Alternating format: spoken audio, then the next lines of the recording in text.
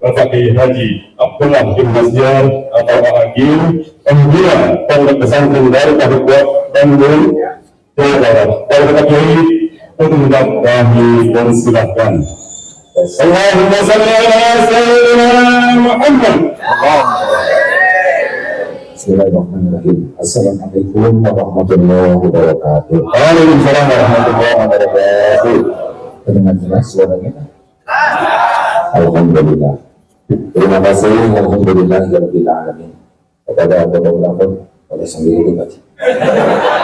Yang di belakang bisa emosi, nanti kalau kehalan. Boleh kami sambil jongkok. Alhamdulillah para pimpinan sekalian dan Bapak Ibu yang baik.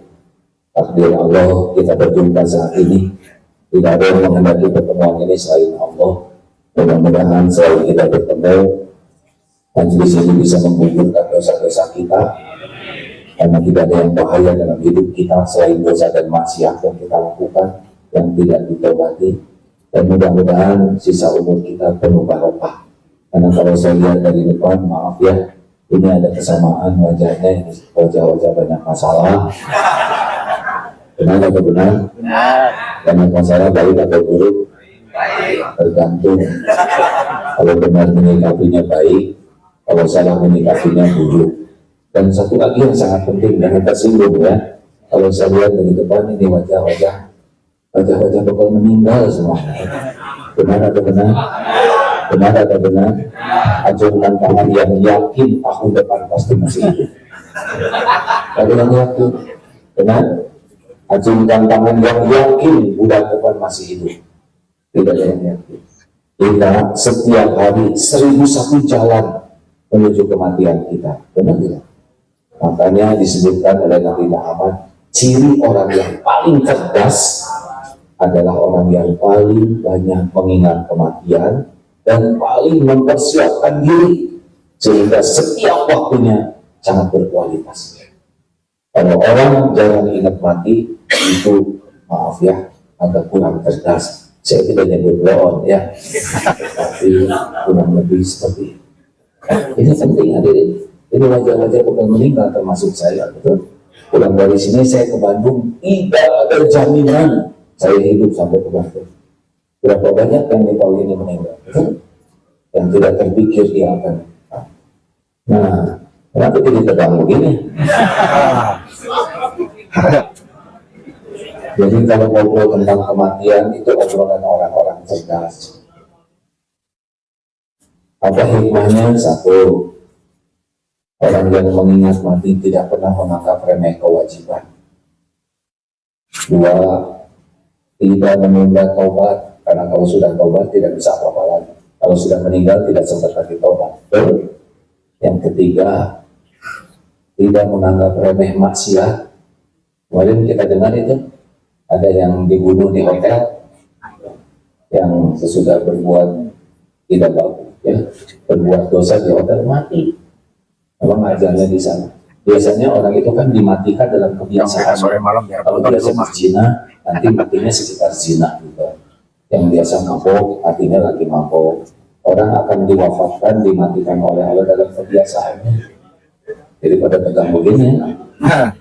Makanya yang keempat, kalau kita ingin hidupnya bahagia, ingin meninggal sukses, husnul khotimah, sederhana. Ingin meninggal baik itu, caranya adalah setiap waktu aja jadi orang baik. Kapanpun kita meninggal, insya Allah husnul khotimah. Ya. Nah, ini teh apa mau bukan? Sedang mau ya. Nah, bagi yang cemas-cemas tentang rezeki, ya rezeki itu datang dengan sendiri. Terima kasih deh. Kata ibu yang baik, rekan-rekan. Rasanya saya baru di Unilever, tapi di PSD ya. Yang di sana kemarin ya. Ini judulnya ada 3, syukur, apa lagi? Silaturahim, harmoni, tapi yang ditayangkan nenek barusan. Tiga-tiganya tercakup. Mana dulu? Syukur dulu ya. Saya menyesuaikan dengan judul. Rekan-rekan sekalian, saya mohon perhatian. Ingat baik-baik ya. Saya umur 63 tahun. Jadi sudah agak lama di dunia ini. Sudah dikit lagi Jadi sesudah di dalam hidup ini cuma ada 4 kejadian. Ada 4 saja kejadian. Siapapun yang hidup di dunia cuma 4, dan 4 kuncinya. 1, kita ini akan selalu dapat nikmat dari Allah. Tapi semua nikmat tidak bisa ternikmati kecuali kalau pakai kunci yang pertama, yaitu syukur. Diberi makanan, rumah megah, mobil mewah, harta melimpah, tidak akan membuat bahagia kecuali yang punya apa? Syukur. Karena semua duniawi ini bukan tanda kesuksesan. Harta, gelar, pangkat, jabatan, kedudukan, popularitas, penampilan sama sekali bukan tanda sukses. Karena orang-orang yang jahat juga dikasih oleh Allah. Orang durjana, mafia, kapal negeri, dan juga dikasih harta melimpah, dikasih kekayaan, tapi mereka penjahat. Dunia ini tidak merupakan tanda kesuksesan. Bahagia adalah kalau dia bisa bersyukur. Jelas? Halo? Jadi kalau ada di antara teman-teman yang hidupnya tidak bahagia, kurang bahagia, pasti penyebabnya kurang. Yang kedua, hidup ini pasti diuji, tidak bisa tidak akan ada ujian. Dan kunci menghadapi ujian itu sederhana, yaitu sabar. Orang itu menderita bukan karena ujiannya, tapi karena kurang jawab, hadirin. Kurang sabar. Lihat kasus Sampo. Kamu Sampo? Saya nggak boleh nyebut orang. Mayor Jenderal termuda di Indonesia. Ujungnya jadi hukuman mati atau begitu. Kenapa yang begitu kali melesat? Karena tidak sabar. Ada yang tidak sabar dengan amarah, ada yang tidak sabar dengan syahwat, ada yang tidak sabar dengan ketamakan kepada dunia.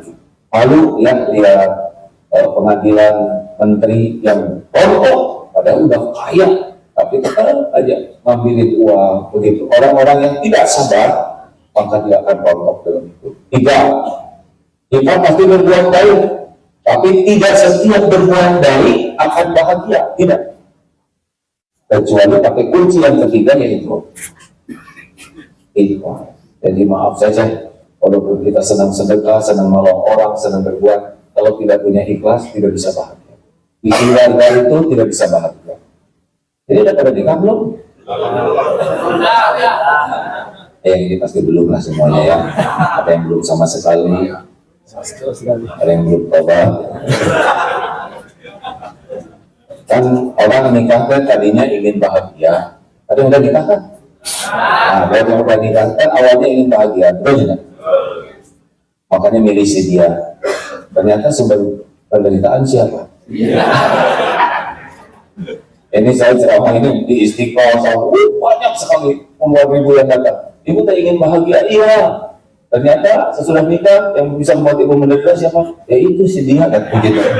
Sebetulnya bukan suami atau istri yang membuat menderita, tapi kita kurang ikhlas di dalam menjalani kehidupan. Jadi kebaikan-kebaikan itu sangat ingin diketahui, ingin dipuji, ingin diakui, ingin dihargai, ingin dihormati. Makin kuat keinginan kita dalam berbuat mendapat balasan dari manusia, maka itulah sumber penderitaan. Jelas? Jadi misalkan nih ada akhwat, siapa akhwat yang paling menderita? Tapi yang paling penting, ya kan? Halo. Makin ingin diakui, cantik, langsing, gemerlap, sibuk kaya, itu paling capek hidupnya. Tapi kalau dia berpakaian sewajarnya dan tidak ribet dengan penilaian orang, tenang hidup. Ini digaji mau dinaikin tidak? Dinaikin berapapun nggak akan bahagia. Oh iya, karena kita terus. Ini sekarang HP ini naik gaji, ganti HP besok lagi. Ganti motor, karena sibuk dengan penilaian orang, maka tidak bisa bahagia. Dan yang keempat, itu tadi apa? Diberi nikmat, kuncinya apa? Ketika diberi ujian, kuncinya? Ketika berbuat, kuncinya? Yang keempat, pasti kita punya dosa, tidak bisa tidak. Dan kuncinya adalah Allah. Segera tobat. Kan kita ini sekarang dihargai orang lain bukan karena keren. Bapak-bapak kepilih punya jabatan atau kedudukan, itu juga bukan karena hebat, tapi karena Allah menutupi aib, dosa, kejelekan, kekurangan kita. Betul? Kenapa Ageng diundang ke sini? Dua penyebabnya. Satu, Allah muji dengan casing, yaitu casing. Dan yang kedua, Allah menutupi aib, kekurangan, kejelekan, kesalahan Abdullah bin Astiar. Makanya diundang. Kalau dibuka, oh bubar. Ya. Makanya orang-orang yang jadi nggak usah merasa keren kita dengan casing ini, biasa-biasa aja. Kalau udah merasa keren dengan casing, udah pasti tidak bahagia. Karena dia akan sibuk membohongi dirinya sendiri. Kenapa bapak-bapak masih dihargai istrinya? Kan? Karena istri tidak tahu kelakuan bapak yang sebenarnya. Kalau tahu, nah, itu nggak usah kalian tahu. Baik, syukur dulu. Atau syukur. Apa rahasia syukur? Gini hadirin. Tentang bekerja di perusahaan, di kantor. Sebetulnya kita itu bekerja bukan mencari rezeki. Tolong digarisbawahi ya. Kita ini diciptakan Allah sudah lengkap dengan rezeki. Kita bekerja bukan mencari, tapi menjemput rezeki. Kalau mencari antara ada dan tiada, kalau menjemput pasti gini-gini. Mencari istri belum punya, betul? Menjemput istri sudah punya belum? Pasti ketemu tidak? Enggak, belum tentu juga. Istri di Blok M dijemput ke Blok C. Berarti dia tidak ketemu dengan rezekinya, bukan tidak ada rezekinya, betul? Istri di Blok M, dia jemput ke Blok C, bukan tidak ada istri, tapi dia tidak benar di dalam menjemput istri. Jadi kalau ada di antara kita yang merasa sulit dan sebagainya, itu nggak mungkin, kita udah ada rezekinya. Tidak mungkin. Saya kasih ilustrasi ya, di dalam rahim ibu dulu. Waktu kita di rahim, rezeki ada atau tidak? Jawab. Cukup atau tidak? Mana yang hebat? Jamin nyari rezeki, rezeki ngedeketin jamin. Karena ini mana yang hebat? Rezeki ngedeketin jamin, jamin nyari rezeki. Hah? Kok kayak kurang semangat begini? Waktu kita janin di rahim, rezeki ada tidak? Cukup tidak? Mana kita janin yang nyari rezeki atau rezeki yang deketin janin? Langsung Allah siapkan. Cukup, tidak kurang 9 bulan di rahim. Kita nggak bisa makan. Orang-orang mikir rezeki, otaknya juga belum jadi. Tapi rezeki udah ada. Dalilnya surat Hud ayat 6. Wa ma min dabbatin fil ardh illa 'ala Allahi rizquha. Tidak ada satupun makhluk melata kecuali Allah jamin rezeki. Mohon maaf ya, alhamdulillah saya dititipi 11 anak, 17 cucu, 1.400 karyawan di sana. Karena yakin setiap anak, setiap cucu, setiap karyawan pasti udah ada rezekinya masing-masing. Tinggal dibantu supaya benar menjemput rezeki. Waktu kita balik ke dunia, rezeki ada tidak? Cukup tidak? Jawab. Mana yang hebat? Bayi cari rezeki, rezeki ngedeketin bayi. Hah? Langsung ibu punya air susu.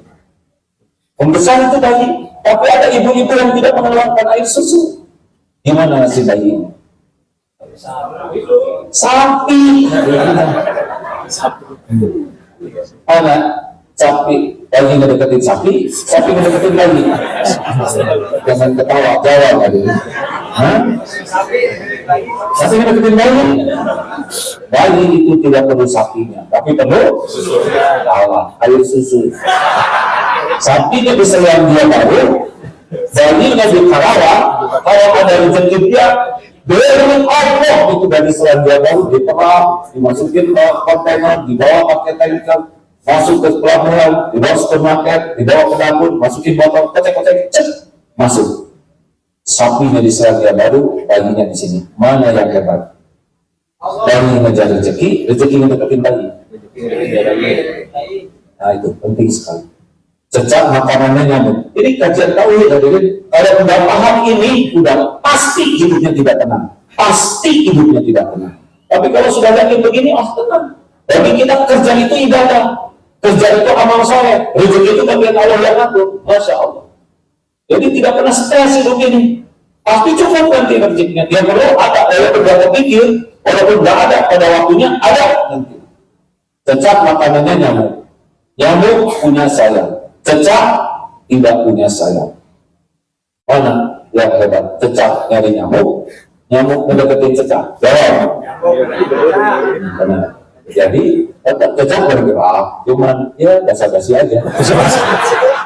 Yang gerak itu nyamuk dari kuat sana, terbang.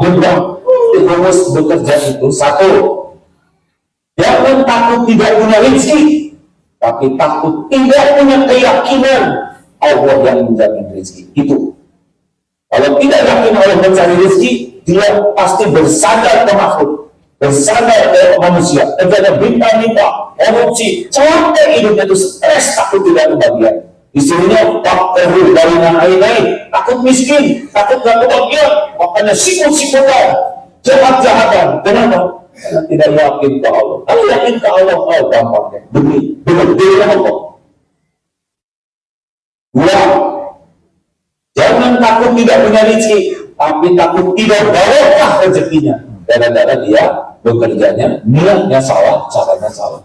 Orang dari itu, kalau dia mau jujur, pasti ketemu dengan rezekinya. Tapi karena dia maling jiwanya, dia ketemu juga dengan rezekinya. Tapi hina. Kalau kita lurus-lurus saja, sholat dijaga, akhlak dijaga, kerjanya profesional, ketemu mau kemana? Mau kemana? Rezeki saya nggak akan pindah ke siapa-siapa. Kalau duduk sebelahan begini, nggak ketukar. Kita lakukan yang terbaik, niat kita baik, ibadah kita baik, kita kerja profesional, Allah kasih. Kalau malas, dikasih juga, tapi cocok dengan malas. Ilustrasinya begini, bayi nangis, malas nangisnya.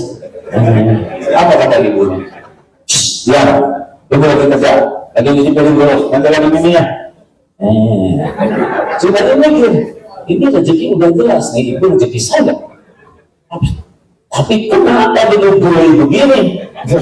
Oke deh, akan saya ganti kamisannya dengan kamisan model baru yang lebih profesional dan inovasi. Mencuri sambil begitu begini. Ibu, kenapa saya? Lari takut. Maafin ibu ya, sok yang kenyang. Tuh si bayi senyum. Oh iya. Kalau males takdirnya ada, kalau rajin takdirnya ada. Paham? Jadi begitulah dalam Islam. Wa ahsinu innallaha yuhibbul muhsinin. Ini penting, Al-Baqarah 195. Berbuatlah beyond, di atas ekspektasi orang. Itulah yang kalau suka. Jadi kalau datang telat, datang pas, datang lebih awal, yang lebih awal ini akan lebih bagus. Kalau misalkan orang sopan, kurang sopan, tidak sopan, maka yang sopan yang akan lebih bagus saja. Orang jujur, pas-pasan, tidak jujur, ini yang lebih barokah. Makanya orang-orang yang Islamnya bagus, pasti kerjanya bagus. Karena bagi dia, lakukan yang terbaik adalah amal soleh. Nah, kalau nggak ada yang leha-leha, nggak bisa. Leha-leha itu sama dengan menantang bencana. Semangat, saya sudah semangat, tapi gaji saya tetap begini, tidak ada masalah. Nih, coba yang hitung-hitungan gaji, jujur ya, jangan langsung soleh, yang asli dulu. Kalau kerja, gajinya sedikit, semangat atau tidak? Jujur, jangan langsung soleh, yang asli dulu. Kalau kerja, gajinya sedikit, semangat atau tidak? Tidak semangat. Kalau tidak semangat, kira-kira hasil kerjaannya bagus atau jelek? Kalau hasil kerjanya jelek, kira-kira atasan senang atau ngambek? Kalau dimarahin, pengen ngandor atau pengen bolos? Kalau rajin bolos, naik pangkat atau dipecat? Udah jelas. Karena dari awal hitung-hitungannya uang. Tapi kalau dari awal hitung-hitungannya, saya lihat pekerjaan terbaik adalah amal soleh saya. Di kantor rezeki segini, tapi Allah masih rezeki lewat pintu mana saja. banyak jalannya, tidak harus lewat gaji saja.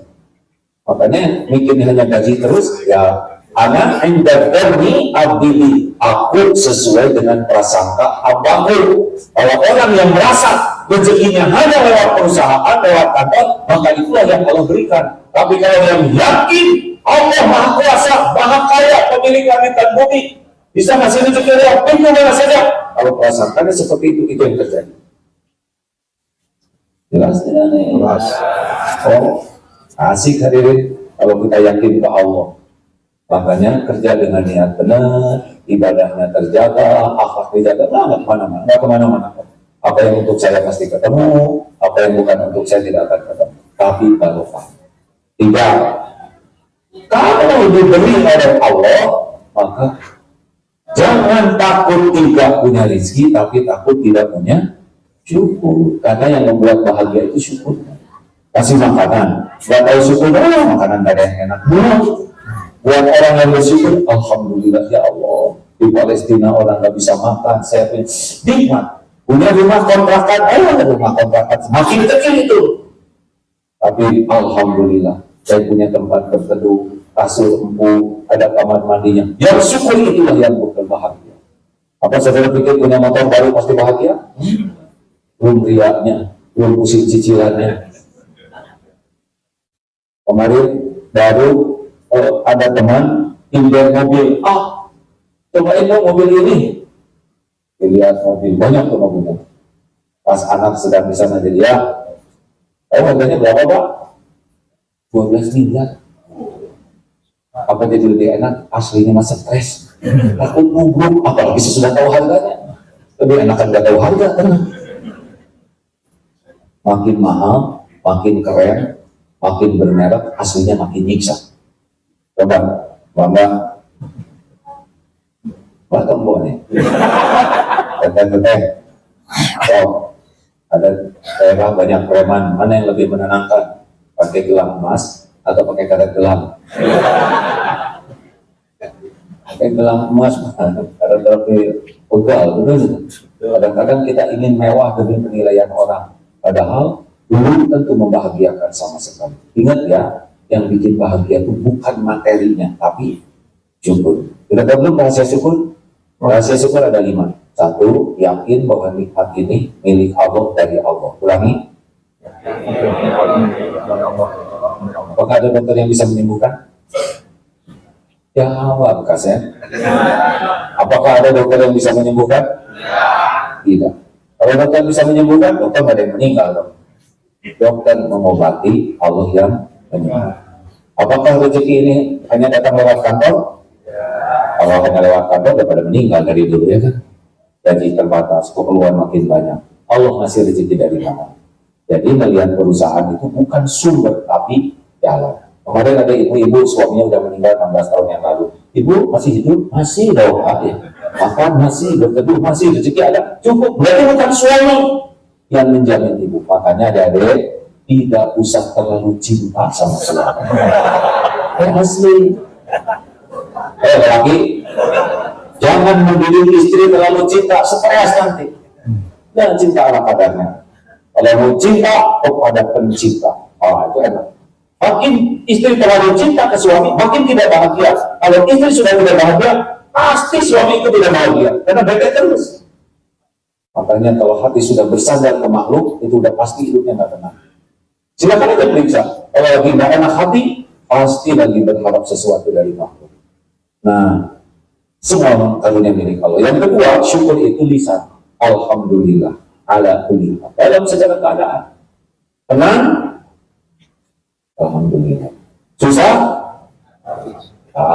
Nggak berani ngomong takut susah. Senang? Alhamdulillah. Susah?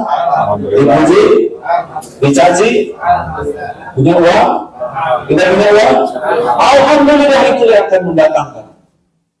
Coba belajar dari yang itu. Kan ada yang dompetnya hilang. Kalau dompet hilang, sabar atau syukur? Sabar. Bingung.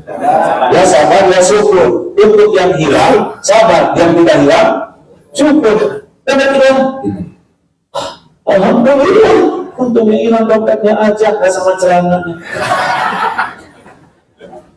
Dengan si kabayan punya motor baru, pulang ke rumah, panggil istrinya, istrinya itu.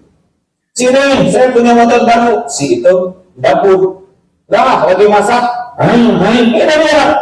Lagi masak. Akhirnya kabayan turun ke dapur. Lihat. Dibawa istrinya keluar. Pas keluar, motor tidak ada. Itu kabayan luar biasa bersyukurnya.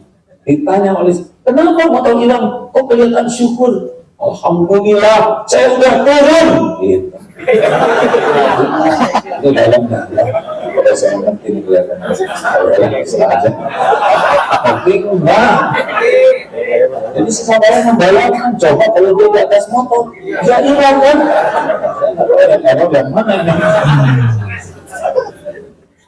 Betul lah hari ini. Kamu jangan banyak ngomong. Itu sudah ada ngomong. Bapak kata syukur. Syukur dong. Alhamdulillah. Cuma disebut sebanyak ngomong. Berarti dia nggak tahu sebanyak hutang, banyak kejuran, banyak banyak dosa, banyak orang, banyak batas kekuatan, banyak ketombe.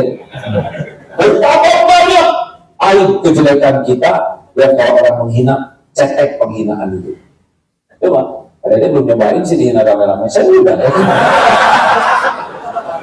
Dulu waktu zaman diuji dengan populer ya, 1998 sampai 2008, wah pada banyak dari mana ada masjid, orang datang ke sana hanya mau potret sama Agim, tapi sesudah dihina, dicaci, dibully. Masya Allah, sekarang 36 cabang pesantren, perusahaan tumbuh 22.000 sekarang tiap tahun mau wisuda, gak pernah terbayar berkah dari dihina. Kenapa? Karena waktu dipuji lupa diri. Ujung, ria, takabur, ketipu. Tapi sesudah dihina, jadi tahu diri, sadar diri. Sadar dirilah yang membuat kita bisa bertindak dengan benar. Makanya orang-orang yang mabok pujian itu nyaris gak akan bisa kerja. Enggak bisa kerja dengan benar. Acting saja terus.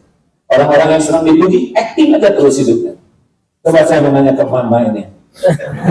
Atau apa disebut mama? Disebut nenek gimana? Tante. Jujur ya, jujur. Usulan mana?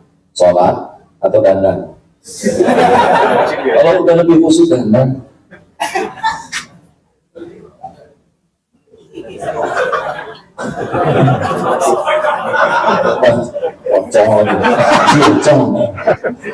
Bukan tidak boleh kita berpenampilan bagus, tapi nggak usah dipermudah oleh pujian karena membuat kita rentan sakit. Just the way you are. Apa artinya? Dilarang merokok. Ayo. Alhamdulillah ala kulli hal, dalam segala keadaan alhamdulillah. Alhamdulillah itu lebih bernilai daripada apapun yang kita dapatkan. 3. 1. Yakin semua milik Allah. 2. Bisa memuji Allah. 3. Gunakan nikmat yang ada mendekat ke Allah, itu syukur. Kening. Coba pakai sering sujud dalam sholat, rasakan beda. Orang yang nggak pernah sujud capek hidupnya. Pasti 3. 1. Selalu cemas dengan yang belum terjadi, ciri khas. Kejadian belum, tapi udah menderita. Yang kedua, kecewa, sedih, sakit dengan yang sudah terjadi. Saya terima. Kenapa? Dulu waktu dia SMP pernah menghina saya. Aduh, sekarang udah sebelum ini masih ingat SMP. Dan sekarang capek, pagi, siang, malam capek, kecewa, sakit hati, jengkel, uring-uringan. Jadi nyaris hidup ini tidak ternikmati. Saya sedih sekali lihat itu tayangan tentang ojek yang emang kalau ojek itu pakai rating ya? Apa? Berapa bintang atau apa sih? Ada yang udah ngebaca itu bintang 1. Apa salah saya? Berapa bintang 1? Gak ingat ya? Waktu SMA, kamu nolak sih. Ini apa-apa, sama-sama kakek-kakek, nenek-nenek. Orang yang kurang iman, terbelenggu oleh masa lalu, cemas oleh yang belum terjadi, dan yang sekarang ini capek. Makanya berbanyak jujur. Kening ini pakai sujud, tenang. Mulut pakai nyebut nama Allah, tenang. Mata pakai baca Quran dan yang manfaat, tenang. Kalau punya uang, makin banyak sedekah, makin tenang. Makin pelit orang kedekut untuk hasil cap jahit, makin tidak baik. Apapun dipakai untuk mendekat ke Allah, pasti tenang dan datang tambah. Mana qasad shadaqatun min ma, tidak akan pernah berkurang harta sedekah. Makanya maaf ya, orang-orang yang pelit, korek, kok nggak ada bahagianya hidup. Itu mah jebet aja. Nih, tes, kalau kamu jadi orang yang bersyukur, tidak punya uang, potong 5% sedekahkan. Dapat 1 juta, 50.000. Dapat 5 juta, 250. Keluar, dasar ragu-ragu. Miskin tidak? Pasti nggak miskin. Naik 10%. Dapat 1 juta, potong 100 sedekah. Nggak miskin juga. Naik 20%. Nggak miskin. Kenapa jadi stres begini? Kalau dia badannya berubah 5%. 20% mana yang untuk cicilan 20% begini tadinya misalnya kan 40 tapi takut stroke jadi kita kan baru rencana aja udah pelit. Terus ada yang ngerentuk, emang awal bagaimana? Saya Pak misal jadi begini apa deh kamu maaf ya dari jamaah dari ketemu tiba-tiba kamu tuh kesini terima kasih atas nasihat dan doanya. Itu yang utang-utang pada bayar. Juga usaha saya jadi bagus. Ini kalau titik buat apa? Nah, ada di sini. Apa ini Pak? Terserah kamu dipakai apa aja. Begitu keluar aja. Maaf ya, nggak ikut. Pas dibuka, ternyata 10 miliar. Mau diapain coba? Gampang. Tinggal bagi 2. 5 miliar untuk ibu-ibu. 5 miliar untuk bapak-bapak. Selesai. Namanya juga ngarang ya. Masa ngarang aja boleh? Terus ada yang nanya, kalau gitu apa? Saya tinggal ngarang aja sendiri. Kita mah ngarang aja udah pelit. Halo? Makanya cara yang paling gampang membuat rezeki melimpah dan sebagainya adalah gunakan nikmat yang ada mendekat ke Allah. Apapun itu. Yang keempat, berterima kasih kepada yang jadi jalan nikmat. Tadi ada film itu ya, asli saya sedih karena ibu saya sudah meninggal. Nyesel, betul-betul nyesel. Gitu. Kenapa? Jarang ketemu, ketika ketemu kok pakai megang HP. Kenapa? Udah nggak ada, sekarang nggak bisa apa-apa. Nyesel. Bakti ke orang tua itu adalah syukur. Karena kita hidup ternyata lewat orang tua. Hormat ke guru itu syukur. Makanya santri-santri yang paling akhlaknya baik ke gurunya biasanya ilmunya makin banyak. Kita di sini takdirnya lewat perusahaan yang ada rezeki dari Allah. Maka berterima kasih itu bagian dari syukur. Orang yang tidak tahu terima kasih pasti hidupnya tidak bagus. Anak yang durhaka ke orang tua, kurang ajar dan durhaka kepada gurunya, orang yang tidak pernah bisa berterima kasih, tidak bisa. Syukur itu berterima kasih. Dan yang terima kasih ditambah. Bang, ini motor dia. Mau kemana emang? Ini saya mengantar anak saya ini ke puskesmas. Soalnya nanti habis dulu langsung dibalikin. Kalau habis dulu 2 kali. Baru dibalikin besoknya. Nggak bilang-bilang. Itu motor nyender di pagar. Bensin habis. Dan kempes. Spion copot. Jok hilang. Ayo mau ngomong apa? Amin. Lucu turun nggak akan dikasih itu. Bandingkan dengan ini. Habis sholat duhur itu kembali ke motor. Kok cepat amat? Alhamdulillah. Dilihat motor bersih, rupanya dicuci dulu, bahkan dipoles. Bensin penuh, ada tadi setengah. Lihat mesin dicun-in. Dicun apa sih? Dicun-in. Dalam mengapa motor ini? Sepeda maksudnya. Motornya bagus, oli diganti. Coba ngomong apa? Ayo dong, yang sering pinjam. Ibu juga begitu, Bu.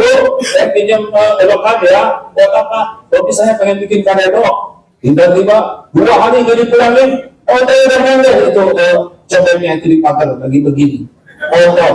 Pelukannya juga kecilin. Dipinjemin lagi enggak? Coba kalau gini. Bu, makasih ya. Ini. Habis dulu dilihat ternyata ada gado-gado yang satu ini bisa ini kok diisi apa-apa lumayan bawang gorengnya bagus di sini yang kerupuk udang 4 sini emping segar apa coba kata ibu jangan suka ragu-ragu mau pinjam lagi mau presto mau kulkas ini saya jadi orang-orang yang jarang berterima kasih hidupnya error. Hanya orang-orang yang tahu terima kasih. Makanya hobi kita itu adalah hobi mengingat jasa orang dan senang sekali untuk berbuat baik kepada orang yang baik ke kita. Itu top. Coba rasakan hidup begitu. Masya Allah. 5. At-tahadus binikmah. Orang syukur itu senantiasa menambahkan nikmat. Bedanya dengan ria apa? Kalau ria, ini punya saya, ini jasa saya, ini ide saya, ini jerih payah saya. Itu ria namanya. Kalau orang syukur, ini nikmat dari Allah. Oh, otaknya bagus tuh. Alhamdulillah, Allah memudahkan. Ih, anaknya jadi bintang kelas. Alhamdulillah, Allah yang mencerdaskan. Selalu ke Allah, Allah, Allah. Nah, itulah syukur. Kalau orang bilang syukur, saya, ini ide saya. Ini kebijakan saya, apa saya dicabut nyawa juga berakhir ya kan? Dikasih COVID aja sih saya nggak banyak omong. Jangan. Kalau udah saya itu ciri orang tidak tahu syukur. Allah itu yang tahu syukur. Halo. Silaturahim masih jadi panjang begini selama. Kalau judulnya, ada ini judulnya. Dalam sosialisasi penting, satu yakin tadi semua milik. Yang kedua tadi kerja itu sebagai amal. 3 syukur kalau dikasih. 4 sabar kalau giliran dari dikasih itu jangan rewel. Ada waktu-waktunya. Dibuka, disempitkan, dimudahkan, dibuat susah, tiba-tiba datang yang tidak diduga-duga, tiba-tiba hilang juga yang ada tidak diduga-duga. Sesuka Allah. Dengerin, kita mau nggak pernah bisa menduga rezeki kita, betul? Ini saya poin itu di sini nih, ya kan? Udah kan, saya itu udah duga hidup ini, makanya udah jarang mau mikirin rezeki. Udah ada kan? Yang Allah udah janji, yang penting saya kerjakan yang terbaik dengan niat baik, seprofesional mungkin udah selesai. Ini salah satunya ya, kita juga ada travel. Dia untuk kepada teman-teman yang bekerja di sana, kita nggak usah mikirin orang daftar ke kita atau tidak, pikirin bagaimana ini yang takdirnya daftar ke kita muliakan semaksimal mungkin, seprofesional mungkin, agar mereka puas, agar Allah suka kamunya dimuliakan. Alhamdulillah, dia jamaah.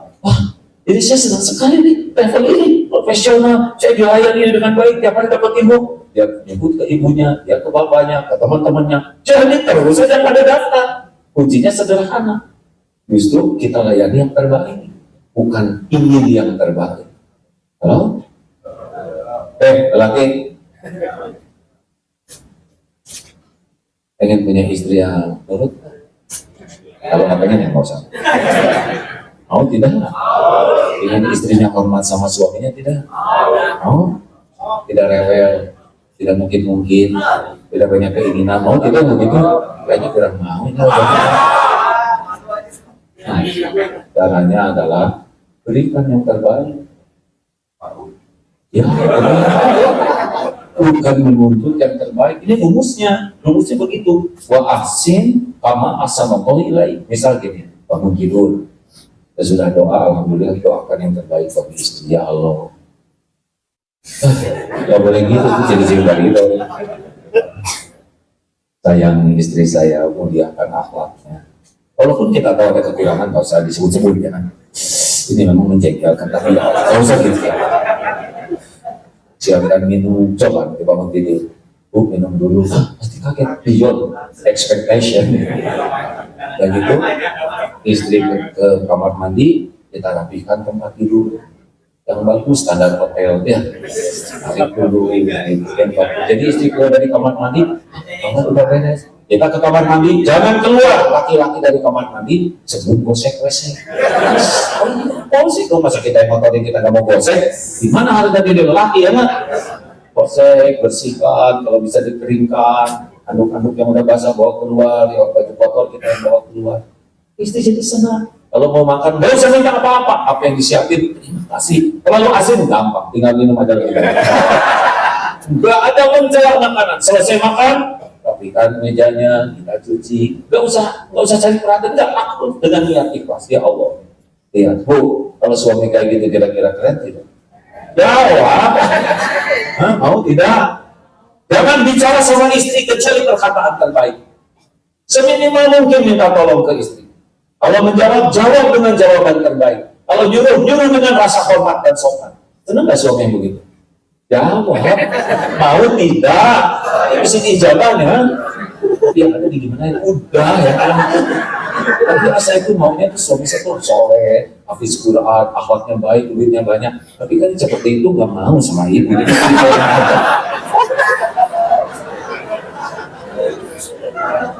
Jadi rahasianya hidup ini adalah untuk diri berubah dan untuk yang lain berubah, bukan untuk yang lain berubah. Kita nggak nyaman. Kalau menuntut diri berubah, jadi apa buat sing sabar? Ya, hidup ini akan ada kejadian yang tidak cocok. Gak apa-apa, jalanin aja. Udah takdirnya. Lagi jalan, genteng jatuh, bagaimana? Bagaimana?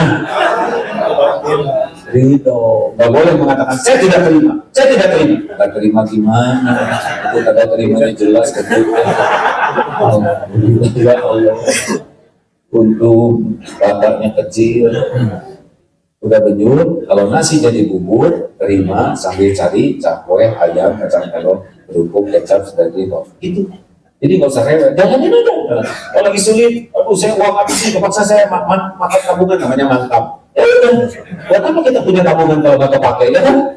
Justru itu, tabungan saya habis, berarti mindset, yang akan aset, jual JP, iya biasa aja, nggak apa-apa. Lahir nggak bawa apa-apa, mati juga nggak dibawa, betul kan?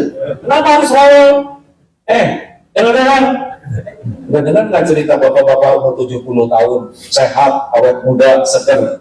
Wah, apa rahasianya sih? Abah umur segitu 70 tahun tapi fresh, seger, awet muda. Kata siapa?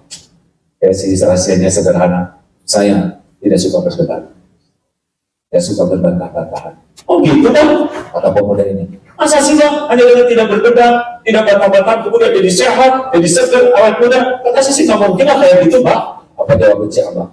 Saya setuju dengan pendapat saudara. Dibilangin kamu terbantah-bantahan. Kita semua jadi masalah, betul tidak? Nonton sepak bola udah jelas 2-0. Kalau nyalahin wasit itu buat sebelah. Sudah. Bawah, yang pusing. Ada kakek-kakek 80 tahun, sehat, seger, awet muda. Apa rahasianya? Kata si kakek, kalau saya 2 kuncinya. 1, saya tidak mau marah-marah, kecuali untuk urusan penting. 2, ternyata urusan duniawi ini nggak ada yang penting. Spion, ada yang maling itu. Biarin, beli lagi. Tadi kan, listrik naik nih jadi 3 juta. Cabut. Cabut berat dong, bayar. Ini cucunya bayarnya jadi mahal. Keluarin. Dikeluarin jadi doang, bayar. Kenapa selalu bikin ribet, betul ya? Kalau di jalan, boleh? Bukan. Apa gitu ya? Apa begitu? Ada yang ketut, ya selesai. Kenapa ada yang ketut pakai marah? Jangan ketut loh. Bagaimana jangan? Udah. Gimana sih ribet amat? Lalu dia gimana kalau ada yang ketut? Alhamdulillah. Berarti telinga saya normal, bisa mendengar suara selembut ini. Tiba-tiba baru, berarti saya nggak kena COVID. Daripada ribet betul kan? Serius nih. Saya kalau mau ceramah suka ditanya, gimana di jalan macet enggak? Aduh saya nggak tahu ya. Ngapain juga saya mikirin jalan? Saya nggak nyetir betul ya. Tapi baik diisi di mobil dengan belajar, kita ngaji, kita tafakur, istirahat. Daripada mikirin jalan, saya nggak tahu jalan yang mana, betul kan? Bikin simpel hidup ini. Wah presiden ini mau MK, mau ngapain mikirin MK? Udah beres, mau berubah, betul kan? Tapi saya kita doakan, bang dengan dia juga tidak bisa memimpin dengan baik. Mending gitu, betul kan? Kalau semua urusan dibikin ribet, kan kita sabarnya dalam hidup ini. Nah, hujan pasti berganti, badai pasti berlalu, malam pasti berganti menjadi siang. Yang ada aja dengan baik. Nanti ada waktunya kok. Asli nih hadirin, saya ngomong, saya udah ngalamin banyak ya kan. Show must go on. Apa artinya?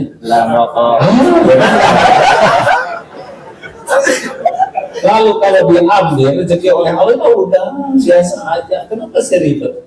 Pernah makan pecel lele, Pak. Terus ketinggalan durinya di sini satu. Dicabut sendiri nggak bisa, keluar sendiri nggak bisa. Pakai nasi cuma nasinya yang masuk. Akhirnya dibawa ke klinik. Dicabut, Pak. 300.000 itu pecel lele termurah. 311 berarti. Syukur atau sabar? Syukur dong. Kita cuma satu yang ngacaknya itu. Kita 3 juta. Kita udah jadi jalan rezeki bagi klinik tersebut. Di klinik itu kan ada security, ada perawat yang harus digaji. Nah, ditancapin aja satu di sini. Bikin mudah, apa bayar. Terus masalah, ya kan? Oh sama ngomel. Oh, istri saya itu suka pengen dibeliin sepatu. Enggak usah rewel. Wah, beliin sepatu dong. Oh iya Bu, silakan Ibu pilih mana yang Ibu suka. Kalau udah ada kasih tahu nanti saya transfer. Dan gitu daripada berantem. Kita bagaimana? Doa, ya Allah. Dari mana bayar? Saya mah kalau bisa lah diusahakan istri saya nggak usah keseringan lihat. Itu gimana Bu, ada yang cocok Pak? Alhamdulillah. Ngapain berantem? Saya mah nggak mengerti Pak, berantem udah mengalah aja. Saya baca tuh kemarin ada tulisan dari seorang bapak-bapak, kalau suami salah, suami ngaku, terus minta maaf, selesai.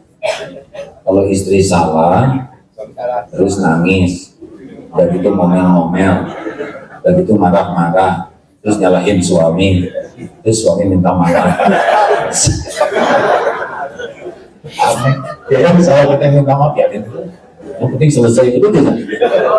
Gak usah pakai berantem Pak, gak usah berantem, biasa aja. Kalau orang marah gimana? Gak usah masukin ke hati. Orang marah itu kan lagi error. Orang marah tuh nggak normal akalnya. Ngapain kita ikut-ikutan nggak normal? Betul tidak? Jangan apa-apa marah ya dengerin sebelum ya lagi nggak normal. Anggap aja lagi niko, lagi ngorok. Ya. Emang begitu Pak. Kata Imam Ibnu Qayyim, nggak boleh kita sakit hati oleh orang marah. Dengerin sebentar ya, tidak kasihan orang yang lagi nggak bisa mengendalikan diri. Kita harusnya kasihan, bukan jengkel. Apalagi dibalas terus, maafin aja. Mau apa? Kita lagi nunggu mati, masa ribet betul? Ya sebenarnya belum tentu banyak umur loh, banyak yang mati muda sebenarnya. Dicatat tuh.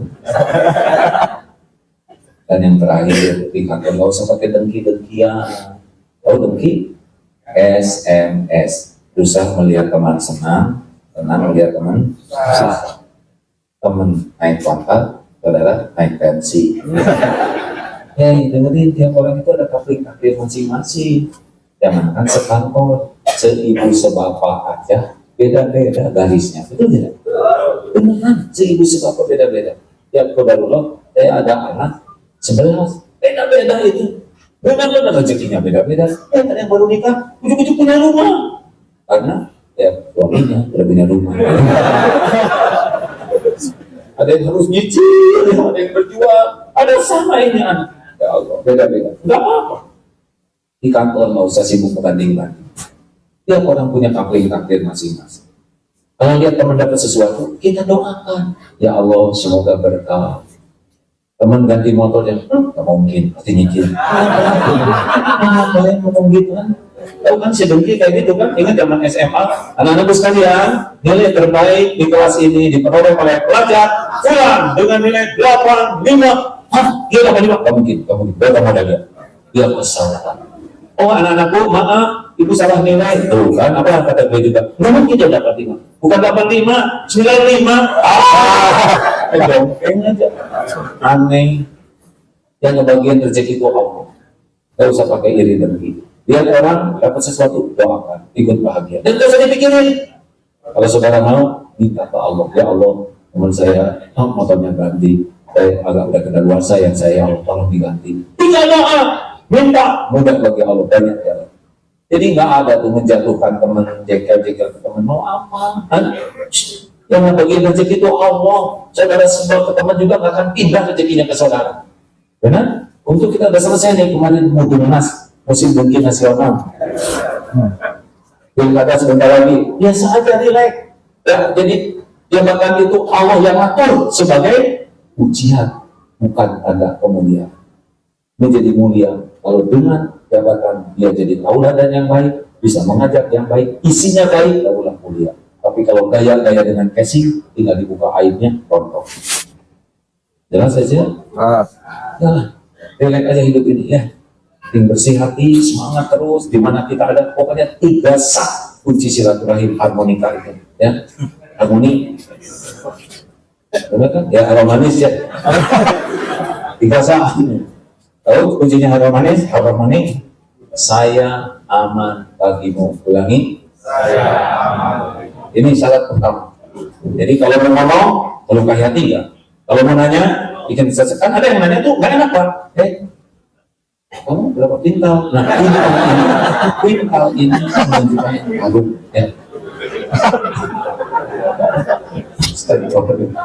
Ini kalau reuni kan, loh, oh kamu udah meninggalkan dunia hitam, maksudnya udah berubah. Tapi kan orang-orang yang sana ada maksudnya. Jangan nanya yang bikin nyesek, gak usah nanya, kamu udah nikah belum? Mau ngapain nikah? Ya, ini kecuali kalau mau nikah. Anaknya berapa? Mau apa nanya anak? Belum tentu semua orang punya anak. Betul? Gak usah nanya, ini motor udah lunas belum? Mau apa? Biasa segala ditanya, kalau bikin orang gak enak, termasuk jangan nanya ibadah.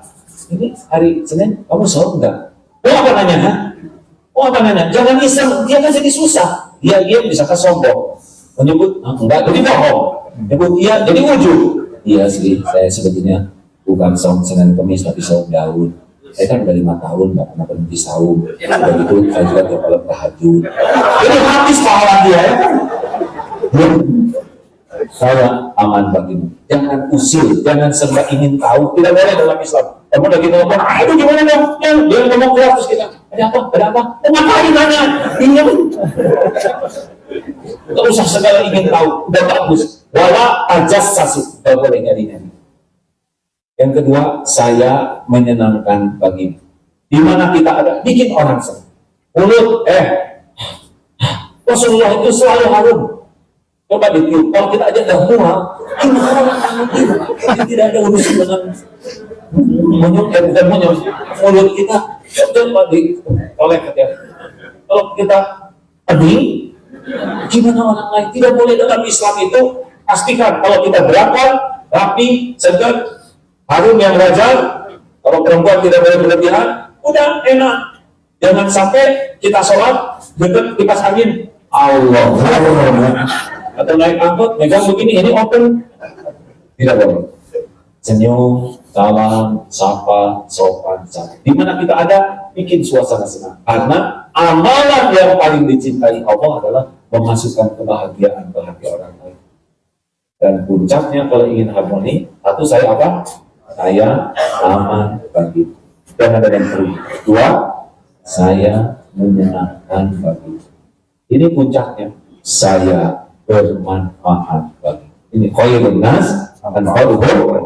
Datang, dia ada yang lagi susah parkir, dan tuh parkirkan. Mau masuk, bukakan pintu supaya orang bisa lancar. Betul? Kita lagi antri di toilet, misalkan di belakang antri, tapi di belakang ada yang kakinya disiram, berarti 90%. Ayo bang, silakan. Tapi saya juga nggak apa-apa. Kalau udah 90, ini mana tahunya? Ya akan kecil, ngapain? Ngomong kecil itu udah tertekan. Ya, keset miring, luruskan. Ya, masuk ke sana ada satu terguling, rapikan. Begitu, di mana kita ada, terus produktif berbuat kebaikan. Inilah sebetulnya yang membuat kita bahagia. Karena bahagia itu hanya ada pada amal soleh, tidak ada pada keburukan. Nah, saya yang pertama apa? Saya aman. Ulangi. Saya yang kedua, saya menyenangkan. Tiga, saya bermanfaat bagimu. Tidak ada orang yang bakal sakit hati kalau kita bermanfaat buat dia. Terima kasih Bapak Ibu yang baik. Sudah setengah ya. Baik, terima kasih. Ini terima kasih Bapak Ibu yang baik. Dan menjawab manfaatnya nih ceramah ini. Kalau tiap hari dapat ilmu lewat siapa aja, seperti inilah hidup kita, dicas terus. Kalau kurang ilmu pasti kurang iman. Kalau kurang iman pasti kurang bahagia. Karena bahagia itu cuma dua, iman dan amal soleh. Dan dua ini pintunya satu, ilmu yang diamalkan. Makanya maaf kalau udah kurang belajar agama, ya sepertinya nggak usah banyak cita-cita lah. Pasti hidupnya yang tiga tadi, selalu cemas, selalu sakit, dan selalu capek. Allahumma shalli ala sayyidina Muhammad wa ala alihi wa ashabihi ajma'in. Amin. Biar saya aja yang mengaminkan ya. Alhamdulillahirabbil alamin, ya Allah ya Hayyu ya Qayyum bi rahmatika nasta'in. Wahai Allah yang Maha mendengar, Engkau yang menciptakan kami, Engkau yang menghidupkan kami, Engkau yang memberikan segala karunia ini kepada kami. Ya Allah, ampuni, selama ini kami jarang ingat kepadamu. Ampuni, betapa kami jarang bersyukur atas karunia.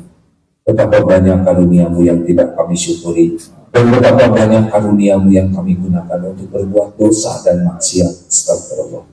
Ya Allah, ampuni, kami sering tidak bersabar ketika hidup harus menghadapi ujian. Padahal ujian darimu pasti untuk kebaikan kami. Ya Allah, jadikan pertemuan ini menjadi penghapus seluruh dosa dan aib kami. Allahumma ighfir lana wa liwalidina warhamhum kama rabbawna shighara. Ya Allah, ampuni segala keburukan akhlak kami kepada ibu bapak kami. Jangan golongkan kami menjadi anak durhaka. Berikan kesempatan bagi kami membalas kebaikan orang tua, membahagiakan. Jadikan kami jalan ibu bapak kami bahagia di dunia maupun di akhirat kelak. Ya Allah, jadikan tempat kami bekerja ini menjadi ladang rezeki yang halal barokah. Amin. Disibukkan kami menjadi amal soleh. Indahkan akhlak kami, ya Allah. Hadirkan kebaikan dimanapun kami berada. Jadikan kami menjadi jalan ilmu, jalan rezeki, jalan maslahat bagi sebanyak-banyaknya hamba. Ya Allah, karuniakan kepada kami ilmu yang manfaat. Cintakan kami untuk belajar agama dengan benar. Akrabkan kami dengan Al-Quran-Mu, ya Allah. Mudahkan kami memahami dan mengamalkan. Ya Allah, karuniakan kepada kami rumah tangga sakinah, keturunan yang soleh-solehah. Jadikan keluarga kami keluarga yang tercukupi hanya dengan rezeki yang halal barokah. Jadikan kami menjadi ahli sedekah. Ya Allah, lindungi kami, keluarga kami, tempat kerja kami ini dari segala fitnah, dari bala, dari musibah, dari apapun yang mengundang murka. Mudahkan segala urusan yang membawa kebaikan dunia akhirat. Andai suatu saat ajal kami datang, tolonglah ya Allah, jadikan akhir hidup kami semua husnul khotimah. Kami berlindung kepadamu dari mati su'ul khotimah. Ya Allah, kami pasti akan berakhir di dunia ini. Kumpulkan kelak kami seluruhnya di surga. Jangan biarkan satu pun di antara kami menjadi ahli neraka. Na'udzubillah. Rabbana atina fid dunya hasanah wa fil akhirati hasanah wa qina adzaban. Subhana rabbika rabbil izzati amma yasifun. Wassalamun ala mursalin. Alhamdulillah. Terima kasih Bapak Ibu yang baik. Sampai jumpa di medsos.